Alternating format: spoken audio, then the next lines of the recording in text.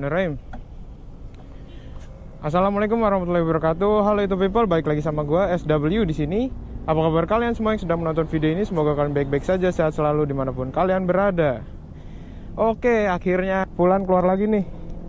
Setelah berapa bulan sih? 6 bulan ada nggak ya? 6 bulan.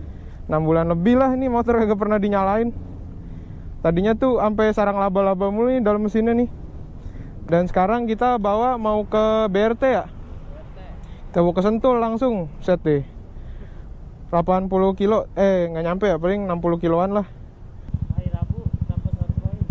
Nih, knalpotnya dipakai sama si Adan. Di varionya ada nih, aslinya punya si Fulan nih, R15 Fitri gua. Jadi ini suaranya bacot banget, makanya gua nggak suka pakai ini. Udah gitu, per hilang lagi. Itu per gua bukan sih, Dan? Per yang di sini? Per di gua nggak ada, maksud tuh gua nggak pakai per. Tung ini pegangannya kuat nih. Ini pegangan gua custom sendiri ya. Nggak copot kan tuh? Kagak ada per itu. Aman deh. Starter coba. Gila ini tadi sampai bensinnya aja harus dipindah-pindahin dulu kan buat nyalainnya. Tadi gua ngisi Nitro Plus ya. V-Power Nitro Plus full tank tuh. Kita coba starter. Gila, motor spek FFA. Ntar di jalan gue kasih tahu nih starternya pakai apaan buat kalian yang bingung. Kok motor yang speknya segede gini starternya tinggal sekali pencet bisa langsung nyala gitu. Ayo jalan yuk. Apaan? Ayo. Udah kesiangan nih. Jadi si Adan itu ceritanya mau ngedyno ulang karena CVT-nya tuh baru aja dirubah, dirombak. Dan kita sekarang mau dyno ke BRT.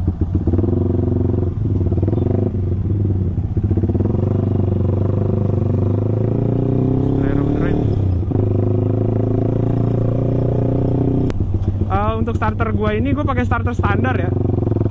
Gue beli standar punya Fiction kalau nggak salah. Tapi itu sama aja sih sama R15 Fitri. Gue beli punya Fiction karena punya R15 Fitri gue gearnya udah hancur gitu.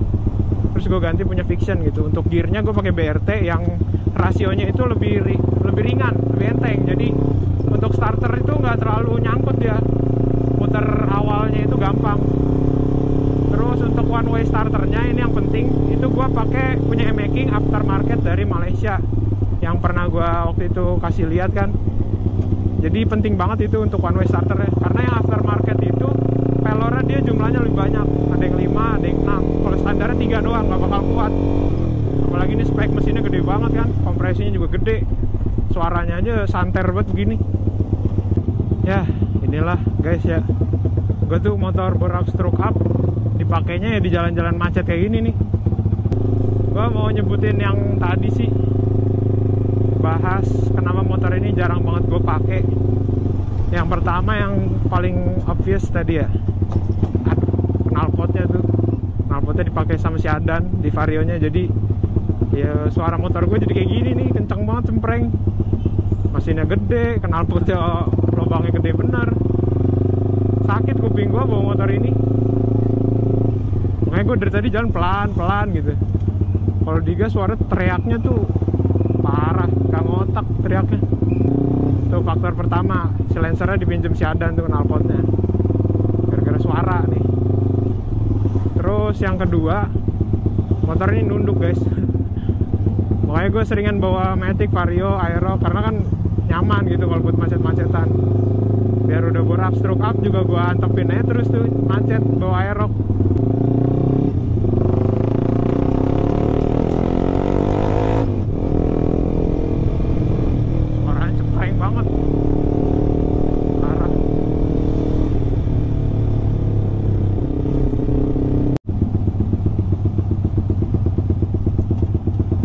Yang tadi knalpot gitu kan sama nunduknya, motor ini juga masalah tuh di gear rasionya.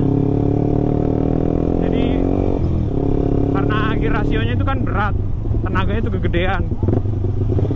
Jadi motor gua harus pakai gear rasio yang bener-bener berat kayak motor-motor yang udah stroke up normalnya gimana gitu ya kan. Karena kalau gua entengin RPM-nya ketinggian. sampai mencetin kopling. Mana koplingnya berat lagi kan. Jadi kalau misalnya macet, gigi 1 aja udah kayak gigi 3 rasanya. Makanya waktu itu kan di GPS tuh gigi 1-nya bisa sampai berapa ya, 80 apa, gigi 2-nya 98, 99, hampir 100. Itu GPS loh ya, bukan speedometer ini. Kalau speedometer ini pasti ngaco, karena kan kira rasionya berat. Angka di speedometer ini pasti lebih kecil. Ngaco ini, harus dibenerin dulu pakai, ada gitu alatnya buat benerin speedometer kalau kita ganti gear. Misalnya di sini 17, 20, nah aslinya tuh bisa sampai 30, 45 gitu. Makanya motor ini kok kayaknya kenceng banget jalannya, padahal speedometernya kecil angkanya gitu. Ya karena itu gear rasionya berat. Motor ini gue males bawa juga gara-gara settingannya rada-rada aneh nih, brebet. Jadi kalau gue gas nahan gitu. Itu gara-gara knalpotnya gue ganti sih. Kan aslinya silencernya panjang tuh yang dipakai di Vario Nyadan. Silencer panjang gue ganti silencer pendek. Udah blas, langsung berubah. Settingannya nggak enak langsung. Sebenarnya udah pas banget sih mesin ini pakai silencer panjang gitu. Silencer panjang, tenaga sampai atasnya nyambung terus, padat dari bawah juga. Kalau dikasih knalpot pendek gini bawahnya kayak apa ya, bawahnya nggak dapet, atasnya ditarik teriak doang. Heran bener gue.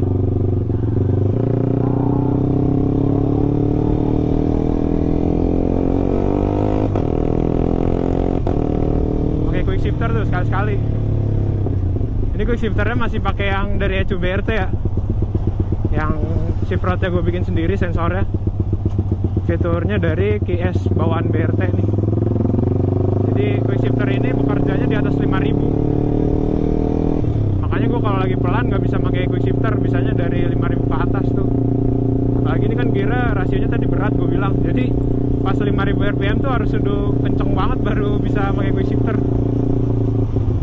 Hampir nggak pernah pakai kalau macet-macet mah. Quick shifter kan emang kalau buat ngebut doang.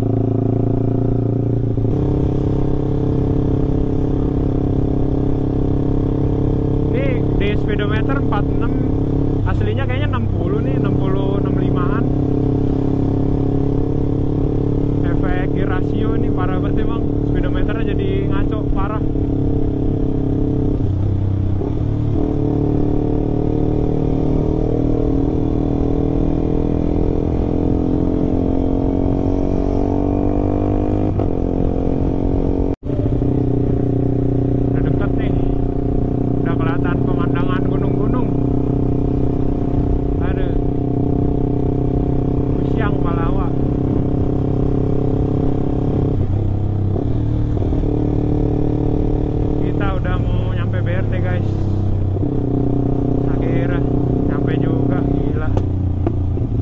Berapa ini tadi gue bawa motor?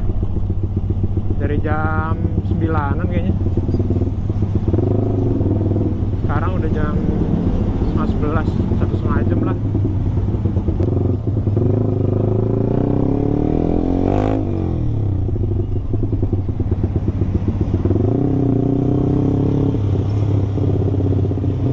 Itu tadi sirkuit Sentul, kalau yang belum tahu.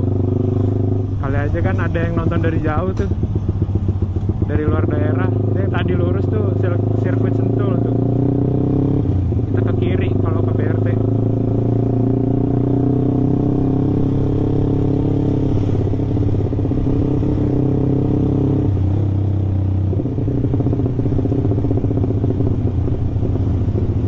Anjir, kelewatan dong gua. Kelewatan. Ketutupan truk ono gede bener. Mundur. Oh, bintang racing team guys. Aduh, sampai juga guys.